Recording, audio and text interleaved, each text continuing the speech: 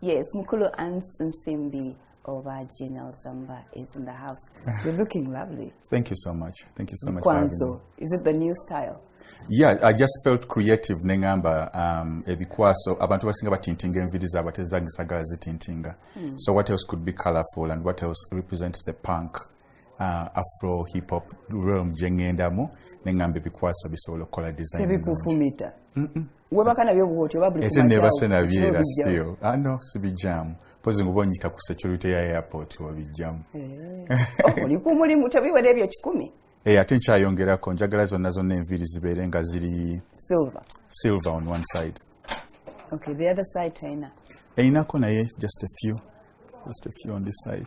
Okay. Nsanyisa okulaba. Omanyi tuwakutira ddala mu America. You look like them. Ni mwana muna Uganda. Nyonyo. Omusayi gwafe gwawano no doubt. Naye kitegeera. Omanyi ndokweruka wa Yerusi. Luga Flow International. Bulijjo ndi mweru just kubanga nti bobere Kampala. SC epatewera. Ne SC kastewera nobera nga oli in a place nga basically utubera mu hustle. Omusana guba gukuba buli saawa you're hustling. But ever since I was a child I've always looked like this. Okay. Time yange I have to go back and check your my pictures. Yes. Kakase. But you're looking good. Thank you. Is she around, Miriam? Yeah, base. Talabye show. Simanyi kacheka azukuse najiraba naye usually ye abajja gisanga ku internet. Naye atira kuzukuka like at 11 kati nakuzina agenda igo Uganda. Agamba gulawo geti. Wasizotya ng'afukamidde. Tafukamira. Wamugana. Asimu kumugana ne kubo tradition yabwe wabwe tebafukamira. Ate iyo mufukamira. Yeah, so kati olaba interracial relationships zineno buli omote kwa respect culture ya muno. Kati waliwo ebintu ebimbi mugamba nti ewaffe bino tutubikola na biwa respect naye nagamba nti ewaffe bwe tutukola buli Friday ebituwa kubeera Hanukkah. What is that? Hanukkah is like Jewish celebration je bakola bugundi. Shabbat actually, not Hanukkah. Shabbat buli bakola every Friday bwe ba celebrating a week ne bawa katonda ekitiibwa. She's Jewish, yeah. Oh, okay. Well, you've been around for 11, 10 years? 11, 10, yeah, 10, 11. But yeah, I think the number 11 right now, is the number kuminemu. Njagala nyo. And I think it represents, kalibobosoma numerology. Numerology 11 is an angel number. It represents change.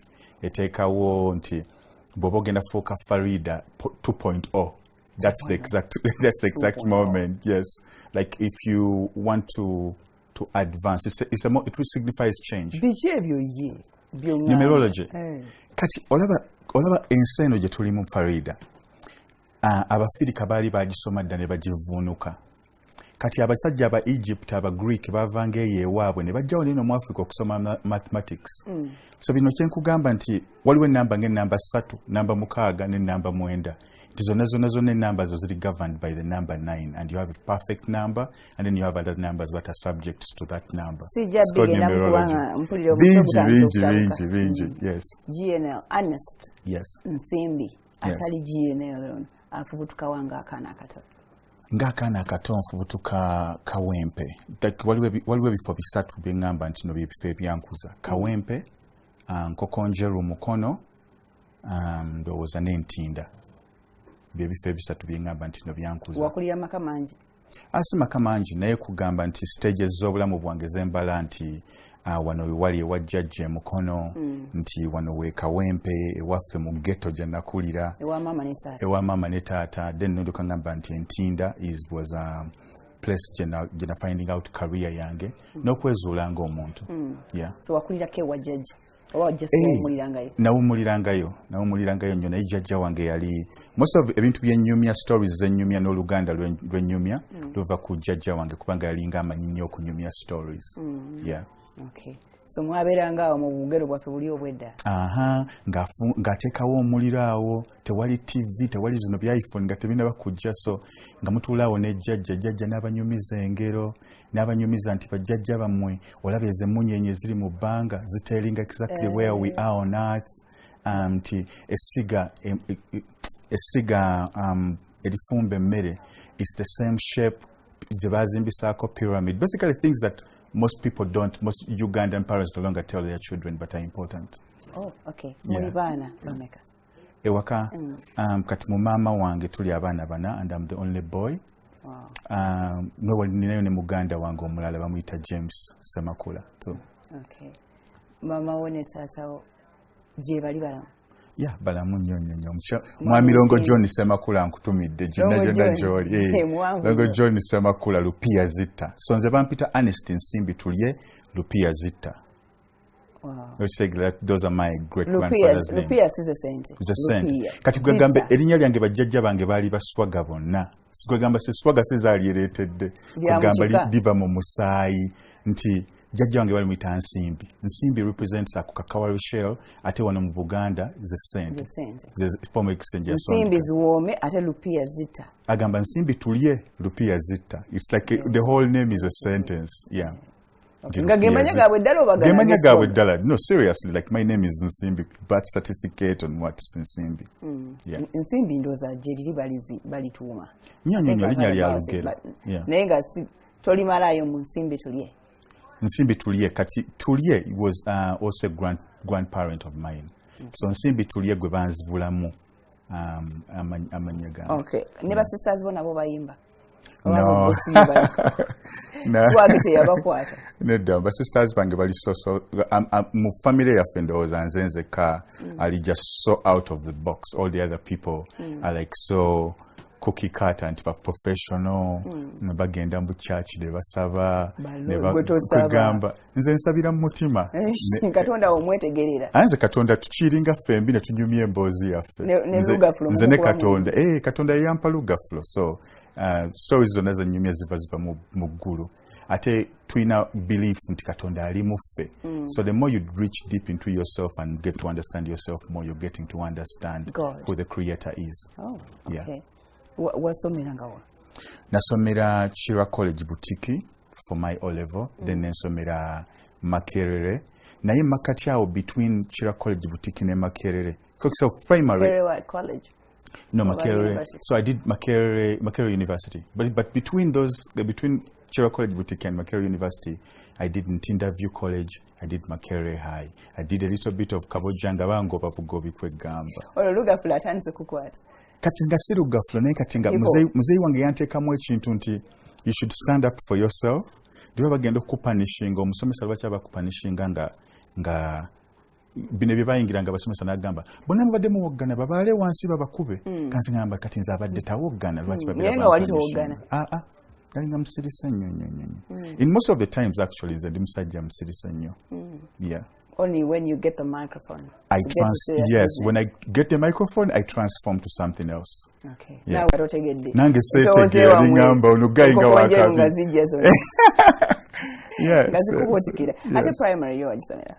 So primary school waliwo akasomero kawempe bali bakaita Jinja Kalori Girls School. Kati mwaka akasomero, I remember nali mwana muto. I think Golola Moses yali mu P7. Around P1. So I remember the very, very first day at school.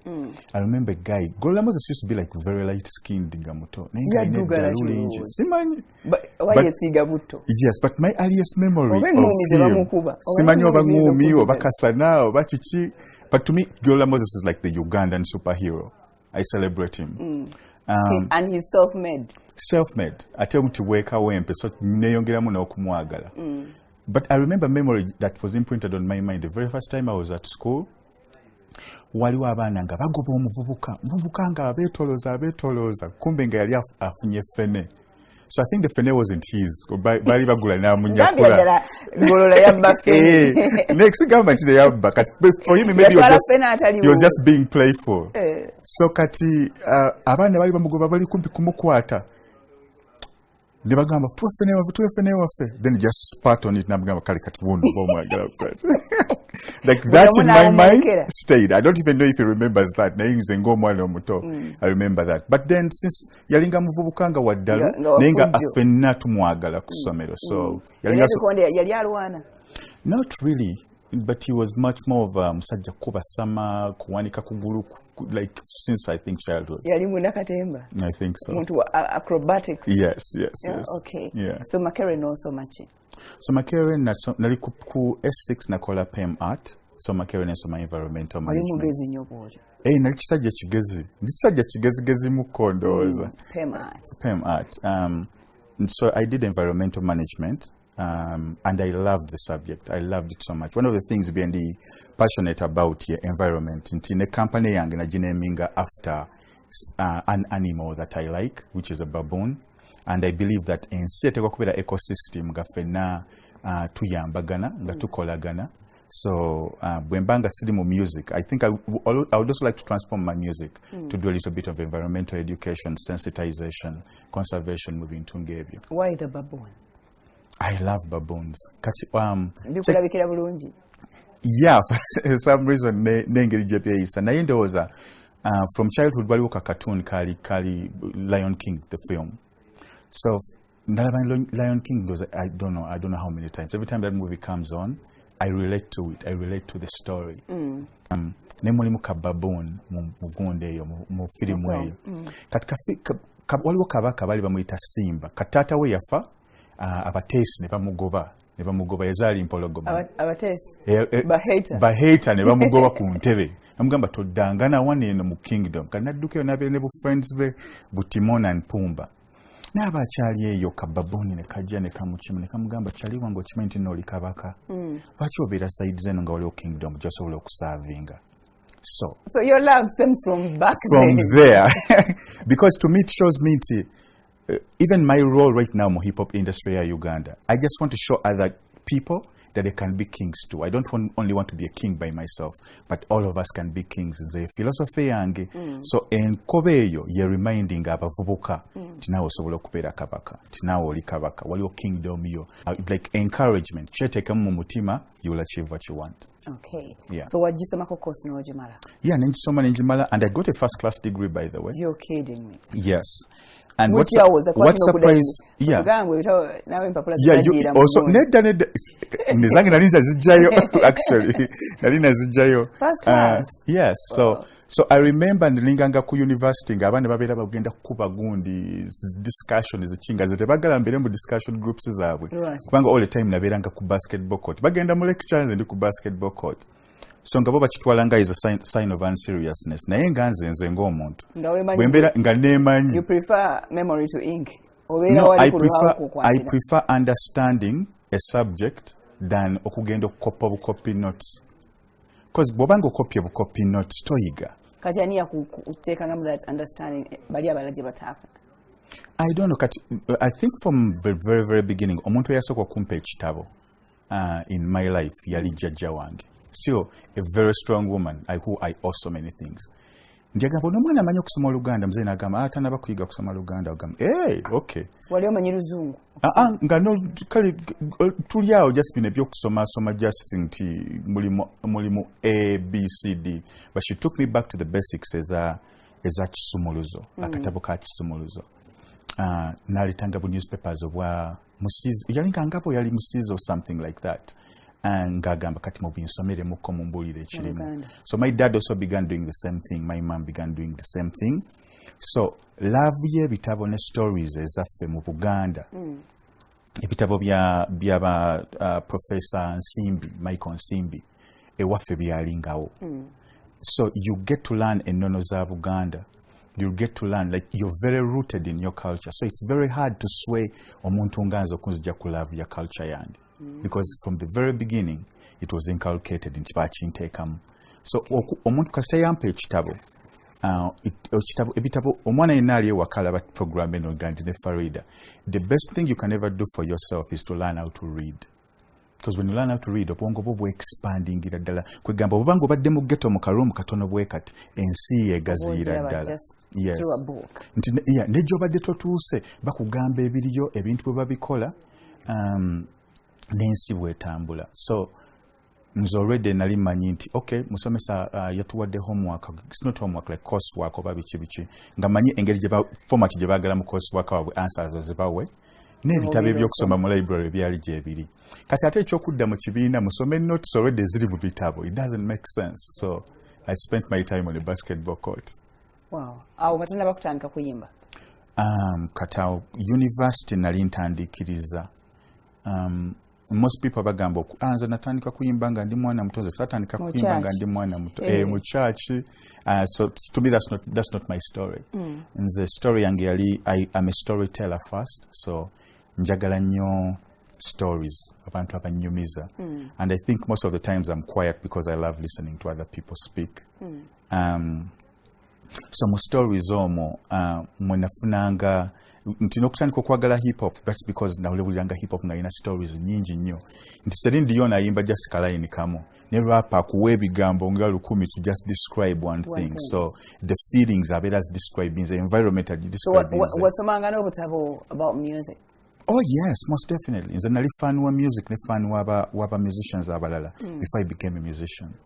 I became a musician by accident. Okay. Yeah. Olwo ba musicians abalala bewagobereranga bewafuba okumanya ebibakwatako. Yes. Balingani as a child? As a child, I was attracted to Eli Wamala as the legend. The legend Eli Wamala. My dad used to love Eli Wamala a lot. Yamuzanyanga nnyo mu motoka. Philly Bongo le Lutaya.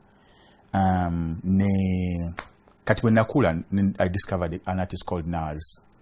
NAS. He's amazing. So, yeah, ne Wu-Tang Clan. So Wu-Tang Clan bantu basatu mu mukaaga bali mu group emu bonna bagezi. Nti the way they describe and use the English language, even Shakespeare would feel jealous. So Jay-Z and Ice Cube. Okay. And what answer about Eli Wamala n'engamba? Can you imagine? Kunyimba za Eli Wamala wajja mu hip hop. Okay, now I understand. Yes, tukyagenda maaso. We have GNL Zamba oba Nsimbi tutegeera who he is and why he calls himself the hip hop king. GNL Zamba gutuyina mu studio. What does GNL mean? Zamba. GNL. Chiva mo philosophy omanyi ndi musajja nnyo wa philosophy. Okyogera mu bugoboteero. Philosophy. I love philosophy a lot. Kati eyo kanveeyo. Njagala nnyo philosophy, and my personal philosophy is that at the highest level of self-expression, ofuna greatness of no limit. So greatness of no limit is GNL. Self-expression, the more you express yourself, you achieve your greatness of no limit. Of no limit. Yes. Then Zamba? Zamba is my name. Zamba means rainmaker. This is one of the oldest Bantu. Anti Nsimbi manya manji. Tumanyi kyafuna abasajja abaganda tubeera n'amanya manji. Nsimbi tuli erupiya zitta Serunjo Gikanyonyo nto tuli amagumba. Byonna bibyo. Gonna gange. Kati walimba ntemyeko butemi. Kanjogako ne first of his name bwembeera mu Game of Thrones. Zamba. Ogabe Zamba is what? Zamba means rainmaker. It's one of the oldest Bantu names that olisanga buli wamu from Congo to Uganda, South Africa. Zamba is everywhere. Nechipa kitegeeza a place that provides. It's a forest. It's a rainmaker. So at what stage of your life or your career did you come up with this GNL thing? With this GNL thing, ndoza yali around S6 there nga ntandise okuwagala nnyo Pan-Africanism n'okwagala abantu baffe abaddugavu and understanding that okutegeera who we are as Africans in the world kyekijja okutwala development abantu fengaffe okudeveloping okugenda maaso n'okwagala eggwanga lyaffe. Wali awo tunatandika kuyimba? Like everything. I was reading Sankara, I was reading Che Guevara, and Nsomaba Lumumba. I was watching speeches, and I was getting to get the historical context of the place where we are. I love the Egyptian civilization a lot. Nolaba ntina basajja baddugavu story yaffe tetandikira kubeera slaves. Story yaffe teri ku the Ugandan story doesn't begin with colonization, but we had kings here, and we have queens here, and everything here. Basically, this is the credo wano obulamu bwonna bwe bwatandikira wano mu East Africa. So Zamba, GNL Zamba is who you are. Yes. It's actually influenced by the music that you started to No, it wasn't influenced by the music. But just to be honest, amanya gange gonna amafirika when nali nga ntandika butandisa okuyimba nga okwezuula nali sigenkozesa. I was using a very different name like Zeus Theodore. Why? Zeus omumanyi kati Zeus ye katonda waba Greek. Zeus Theodore. That was my first rap name. Kanze nali manyi mubimanyi katanta. Exactly. Zeus Theodore, like where does that even come from? Zamba. You get me? Like a name like Zamba is really, really strong. Kata wolabira nti bwe natandika okukuba Oluganda, I decided nti kati instead of I discovered nti mu hip hop ekiganye hip hop okuvaayo. Nti bwe tuyimbira bikwano gyaffe mu high school babira bategeera buli kye twogera tukuba Oluzungu. Bayine ngamba the strength is in recognizing what you are and who you are as a person. Nenzira ye wajjajja ku kyoto. So my very first album tried to gita koi Readers of Life. No, ngandina mikwano jange bad gundi, bad lyrical G, everybody, and they would perform by performing it like in small spaces. Tuliku DV8, Tuliku Sabrina's or something, Yentinda, nenga performing it mu venue butono. I think I never gave it dandali bakuba bidandali bakuba shows nene. So I was like, where's the disconnect? And I was like, all we have to do is just rap in Luganda. So I began rapping in Luganda and telling stories. And through that, I even discovered that hip hop yatandikira bweru. Hip hop yatandikira waneno kuchote wabajjajja kubanga bajjajja bali bakotya nga batontoma. Makitegeera. Nenga temuli kidongo. No. Nga temuli kidongo bayogera bwogezi. But that's part of poetry. Kati waliwo poem gye nakafulumya empya abagayi ba Democratic Party bwe batusabira bayinza ogikozesa somewhere. Abamu US waliwo poem gye nafulumiza which is about police brutality and killing black people in the US. And it's a long poem of about 11 minutes. You don't need a beat because the story itself tells the story. Is it already on the internet? Yeah, it's called, it's channel yange bajita GNL Zamba TV. Poem bajita Rhapsody for Freedom. Okay. Yeah. Rhapsody for Freedom. So bajjajja baffe bo batontomanga ne balanya. So when I say Mr. Content, chapa ku buli continent, oba Born Forest Entertainment, nsimbi tulya lupiya zitta, ekintu kiggwera mu buwumbi ku bank statement, bumpa one moment kulaga nti siri just great, but that you and I can be magnificent. Okwo kwekulanya. Kati nze nanyiza mu hip hop. Ne kati jjajja yandigambye, yenze lupiya zitta, eyazaalibwa egundi, mutabani wa gundi, eyattengo, eyakola biki, like all of that. So I'm doing it in a modern way. Kyekyo kyenyina Ssaabasajja naye tumutumidde. Wow. Baffe. Weddira ki? Neddira Lugave, ndi musajja wa Lugave. Basajja ba Lugave be banyirira. N'abalala kye bajja okugamba. Kye bajja okugamba. Era nja basanga eyo mu street. Nabadde n'abaana b'ensambi bannange nabaddeawo nga nina obuntu bwange obwewaka bwengula n'engwa mu baana nga baagala nnyo GNL, nga baagala nnyo Luga Flow. So bonna batumidde abaana b'ensambya bannambye awo ku lukoba ababajja. Aba furniture, yes. Bangambye wonna matwale go jajja. So we had a very good time. Then stopping and bangamba mbakubiremu ka story ya Luka. So we had a good time. Nembawamu. And bangamba album impya tujirinza, so album impya from yesterday, and I hope everybody gets a copy. Yesterday. Yeah. All right, tujaji tukakona hiyo. Yes. So about starting out. Omala okusoma, obera inspired okusoma about Obutabo. Yes. Nibana abayimbi. Yeah. You get inspired now and I think I can do what they do. Just like that. Kati okuyimba kwange. Yes, kati okuyimba kwange. Let's say S6 awo. Kati wajjawo guy nga tulina talent show ku ssomero. Kwe kuyimba kwange okutandikira ddala, like my very, very first time on stage. Kati guy yajja ng'ayimba luyimba lwali lwa Nas, lwali baluyita Hate Me Now. Kati nga nfaani nnyo wa Nas. Nga Nas ya describing a New York, ng'oyinza okulowooza nange mbeera New York. You get me? Like we began dressing like New York people. We began talking like New York people. So nga nesi tetuli bayimbi nga waliwo abayimbi abali ku ssomero. And this guy bani abaliko mu biseera ebyo abawana. I don't know. Mega D was big. General Mega D Mutombi Denyo is a doctor now. Na yabere yuwafe California. Yali muyimbi. Chrono was also a very good musician. Moze Radio. Chira College boutique as well. Had he broken through? No, he hadn't. Yali actually, everybody was like, "Funa twalinga bumesenga butuli butono nnyo." Bobby Wine. Yes, Bobby Wine, Chameleon Bali already bawe bali. Nenga tutera balaba at a distance nga bakulu baffe ngabakulu baffe but they're like up to now nze batwalanga bakulu bange still. We are contemporaries nti fena tulina amanya tulina territories zetufuga nti buli omu alina kingdom ye neither still I have a lot of respect for them. You have no choice. Yeah, most definitely, especially in our industry, we all have to have respect for each other. And never have upcoming artists. I give them the same respect. No, I imbi for 20-30 years. He has a choice.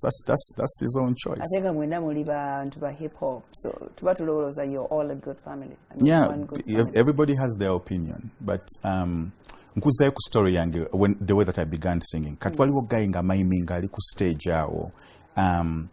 Nakola olimba lwa nazi nga n'ebigambo abivuya tulimba mbw ayimba bigambo naye nga abuza ng'abalwadde bwe batera okubuzaawo kwawo. So I was like so frustrated. Yes. Nenga tabimanyi, so I was nentandiko muwoganya nemugamba vaayo naawe limba la folwonona and when it comes to hip hop nze saagala abantu bonona kyenjagala, so nemuwoganira nagamba kale obolowooza osobola obiyimba jangu. I was like hey, okay, so I came over ne bateekako beat. I was a little bit nervous, but when the beat came on I discovered who I was in that moment. Nenezuula. It was your first time on stage? Yes, kubanga ebigambo nali mbimanyi, crowd ndabe reacting, olimba hate me now lwali lunene nnyo. So that's how my career began. When never ningamba sikiza bino ebintu bisobola. Every stage ngosaba opportunity. Yeah, naye nalinga netya, like in the very beginning nga netya.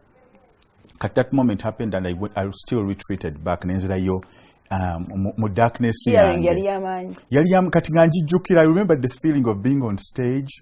I remember the people shouting and my friends telling me mwana guy wamulaze nti no kyakabi nti gwe ebintu obitegeera nnyo, like so that kind of feeling.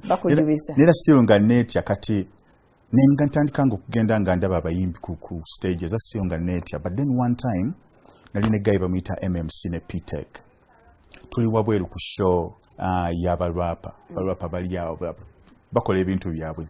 I was just watching. So netugenda mu waggulu ku Sabina nazwalibwa obudaala, so tugenze waggulu guy nga alina ka jeep ke producer nagamba mwana nakoze beat eno. Barapa ne batandika okubawo freestyle ne P-Tech nanga freestyling. So out of the blue I began freestyling as well. And P-Tech was like wow, bulijjo guy simanyi nti n'oli rapper, you're up next. So he registered my name there and then. Yes. Now registering erinnya lyange kati nengamba banziruke nga ntya nti agenda kumpita. But then he called me on stage and still nga buli lwe performing a crowd liking a change. So I didn't know how good I was until other people began believing in me. So I do the same for other people as well. Abana abato ndaba omuntu nga ina skill nga naye waliwo ekibulamu ne mugamba gwe guy wange oli wakabi, all you have to do is this and this and this, because other people did that for me as well. Okay. Yeah. So confidence energy to the point that you start writing your own music. The confidence comes nti bw'obanga chokola teweerimba mu mutima. Buli muntu kyabira kola babanga teyeerimba mu mutima n'engeri gy'akikolamu nga you're not telling a lie. The lyrics zijja mangu. Bw'obeera ng'ekintu kyokola si kijweteke, lyrics zijja mangu. So bwe natandika okuwandiika Oluganda kyeka bajjajja baffe bonna abaali beebasa ne bagamba you're doing something real. So whenever nze ne bwe mbeera nga neebase waliwo bwe mbeera nga ngamba sikyayagala kuba rap kasi kansooke mpumulemu emyezi nga 6, but I find that I can't even go to sleep, zisobola kwebaka. So obwongo butandika okuwandiika rhyme. Bwate buwandiise rhyme oba owandiika story oba firimu, otukugamba obwongo buli ssaawa bubeera bukola ki? Buyiiya. Bibeera muli until you get a pen. Paka lwogamba kati paka lwenkikwata ku pen. So when trying okwebaka like before midnight nganze sisobola. Kubanga obwongo bubeera bukyacreating, so nkwata pen oba simu nentandika okuwandika, and before I know it ngolusi mukyala wange ngamba simu yo light nyingi nnyo ngamba kati genda either mu office or genda mu sitting room or whatever, but I'm always up. So either when I get a pen I realize kati obudde bukedde ate nga abalala bagenda okukola the whole night I've been creating. So I'm always creating hip hop ne rhymes already ziba zijja. Wow. So no Uganda jajjalo yakusomesa has been very instrumental. Simanyi yonna ndibadde singa sayiga kusoma Luganda. Oba singa one rap is oluzungu. Yeah, naira terwandibadde ffe. Omanyi kintu bwe kinyuma, let me tell you the most beautiful thing. The most beautiful thing is that bwe tubeera ku festival eyo mugundi mu Los Angeles, ne bajjayo ba rapper aba Nigeria nga boogera their pidgin English. Right? Ne bajjayo ba rapper aba Tanzania nga bakuba bongo. Kati gwe ate n'oyimba oluzungu, already abayimba oluzungu weebali. Yes, like you're not proud of where you come from. Like look at Sean Paul. Sean Paul, Jamaican. He doesn't have to correct his English for anybody. The biggest songs in the world, zino za Golo, Zisankalewa, teziri mu luzungu. So they're big international songs in their local languages. And for having a pride mu local languages zaffe n'okuzipreservinga, tuteekwa okuzisomesa abaana abato n'okuzenyumirizaamu. Because najjuza show yange yasooka kubanga nali nkuba Luga flow. And everybody came through because what I was doing was authentic. Nti koi koi, anatayimba koi koi when they were young. Who doesn't relate to that? But jajjaffe bagamba koi koi from the very beginning. Yes. Nchogera chogera ne bakimalayo because it's already there. It's us. So when you do who you are in your actual sense in gwe, things you get a lot of joy. You be flowing up your car. All right. So your parents okutegeera Zamba on the stage. Yimbya. Yes. You look like banabana bakulanga bali too serious and focused. I wasn't. My guest when last week. Yeah. She looks to be abana bakulanga bali focused. Bali serious. In a different direction. Yeah. In a particular direction. Now ndabikira kubanga goto wali. No. Nze nali mwana nga ndi stubborn nnyo. Nga ndi musirise naye ng'eddaluulu lyange lyondirina. Mwegera akagambo kamu buli muntu neewuunya ani oyo. Yeah, but like chensinga okwagala mu bulamu bwange is my personal space basagala giyingirira. So omuntu nga bwe bandika n'embeera ne headphones zange nga bukakawo kumani mulimu amanda, I would just keep to myself. Nga basobola okumpita okujja n'embeeramu ate nga ndi bulungi. Nga ndi okay. Kasita mubeera nga mulimu emmere n'omuziki nze mbeera ndi bulungi. Ne bazadde bange babonaabonako like with what I wanted because bazadde baffe basomesebwa system nga yakufuuka doctor, fuuka teacher. Ate ye system yemu ekyabonyaabonya music industry ya Uganda. Nti bonna ne bw'obeera nga olina company nti buli omuntu osobola omusasula obukadde bubiri buli mwezi. Nga let me say MTN oba Airtel egenda muwa $5,000. Family yonna emugamba $5,000 aleke ebbiri eziva mu music eziriko ne commission kubanga eri company nene ate bali mu masimu but gye tuva kati California oba mu music industry gye tulaba potential yayo. It's $1 billion industry. Badmiring abayimbi abanene abazze ku stage zaawo neeno and then they forget that abatabani baabwe basobola okufuuka kyekimu. So abazadde abali eyo, this is an encouragement. Oba omwana we ayagala kuyimba, there's no way you can stop them from benefiting from this craft. Otherwise, encourage them. Oba omwana o raising nga lawyer nga ayagala omuziki, mu encouraging akole byombi so that afuuka lawyer wa musician. Mulimu sente nyingi nnyo. Ne kati industry yaffe teyina ba professionals because ba professionals bali mu company eyo, they are ambulance chasers. Yet the music industry okutukolera contracts ezirungamya industry yaffe, okutunda products nga ze twagala okutunda. All of these things that are to deal with our intellectual property, we are clearly lacking the professionals from accountants to talented managers okudda ku baloya kubanga besibidde tukyalina mentality eri etulembaza obwongo abazungu gye batulekera nti tusooka kubeera ba civil servants kyokka.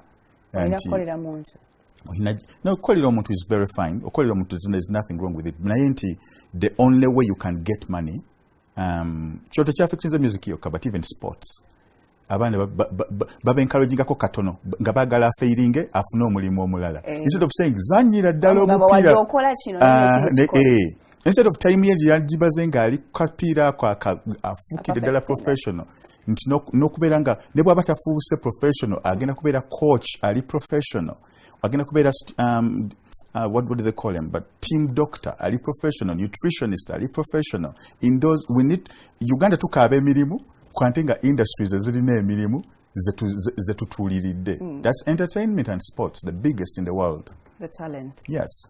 Okay. So parents tebakukotogera.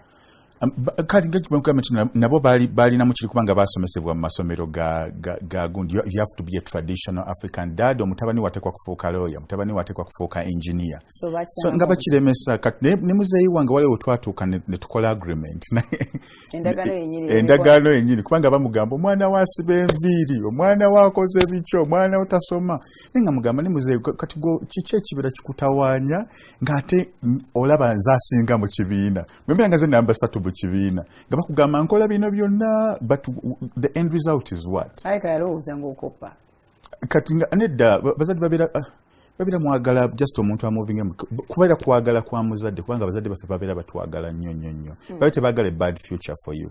Okitegeera. Ne babeera ensi gye bapaintinga, ensi awo yavaawo dda. Kakiringa ng'essaawa zino eno okola firimu n'ogifulumiza ku tape. Zino tape ennene. Oba ojja gyerabira.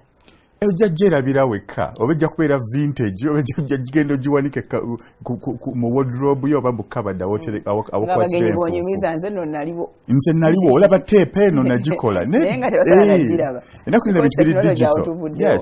Kati ennaku zino bagamba abaana va ku ssimu. Omwana buli ssaawa abeera ku ssimu. Ensi ye eri mu ssimu. Essaawa zino ensi ye eri mu ssimu.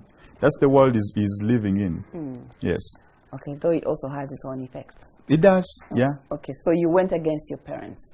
Yes. I'm going to develop this. I went against my parents. I went against my whole clan. I went against... ne clan yonna twatuulanga sewo ne bagamba omwana bamuwadde omulimu n'agugaana mbu agenda kuyiba bino ebintu ebyokubeera ku stage nga balina ebiviiriviiri ebiri awo baleekaana kwegamba...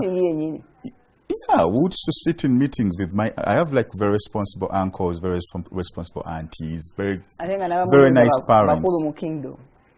Si mu kingdom naye mu ngeri yaabwe kenyini. Like I have aunties who represent areas. I have uncles my uncle was the head of the International Labour Organization, Eastern Central Africa. So a very responsible gentleman. He would pull me to the side nangamba. Ne mutabani, why don't we do ABC and D? And you can, oli musajja mugezi, you can, so logena no somere ebweru, like, but that wasn't my interest. Olobakuwadde omulimu gwagana. Yeah, they gave me a job yali kubeera deputy environmental officer. Owa. Mubende ne bagamba genda mu kifo ng'ensiri zirina n'amannyo. Anko wange akanzijukiza nnyo. Bontwale mu kifo ng'ensiri ezo zirina n'amannyo nze ndeka ngenda kubeera mu entertainment. Yeah, but I was mistaken. It's no insult to Mubende naye abavubuka tubeera ne kye twagala. N'ogusuulawo. Twali kugenda kuwa sente mmeka? I don't know if it was, I think it was close to mitwalo nga ejjaawo gyali nga 5-7 nenga kuliko bwa allowance bu transport ate nga kifo abantu nga bagraduatinga nabeerawo emyaka ng'ena talina mulimu naye kati gwe bakuwadde omulimu ate ogugobye. So abazadde kyabanyiga nnyo. Mu meeting byonna nga babyogeddeko gwe ne bagamba kati situka naawe otubulire. Kati ne njoka nnyimuka ne mbagamba bannange waliwo akatabo bakayita Rich Dad Poor Dad. Otandise obazeemu mu butabo. Kati netandika basomesa kubanga kati omuvubuka otandise okukula okusomesa ki bazadde bo n'obagamba kati muzeeyi ffe tukuze tuli baavu. Oyagala ne mutabani wange abeere mwavu nti ate tutya nti if the cycle of poverty repeats itself, bw'obeera ng'oli mwavu n'osomesa mutabani wo abeere ng'agenda kukolera muntu mulala oba okubeera nga ta breaking the mold eyo kuva from the traditional obwavu bujja continuinga mu kika kyammwe. Nekirungi nti nonsomesezza ntrustinga nganze owninga destiny yange. Kati taata gwa omuyimbi gwo gano tujja mu bwavu. Nabagamba taata nze ngenda bujja mu bwavu. Era ne clan yange yonna nze ngenda ogijja. Kati balina ku ssente zaabwe. Ekyali struggle, tuli mu struggle. It's struggle, but it's an African thing. To me, I believe most of my approaches ziri z'abantu bangi. If you want to go far, you need to go with people. You paint a vision, n'ogenda n'abantu bangi. But if you want to go fast, go alone. So me, the approaches zange ziri mu 10-15 years. In 10-15 years, I'm so sure my child agenda kubeera one of the richest people in the world. I know that. But plus kitata utafuuse one of the richest people in the world. Mutabani wange ajja kubeera, mutabani wange ajja kubeera, mutabani wange ajja kubeera, mutabani wange ajja kubeera, mutabani wange ajja kubeera, mutabani wange ajja kubeera, mutabani wange ajja kubeera, mutabani wange ajja kubeera, mutabani wange ajja kubeera.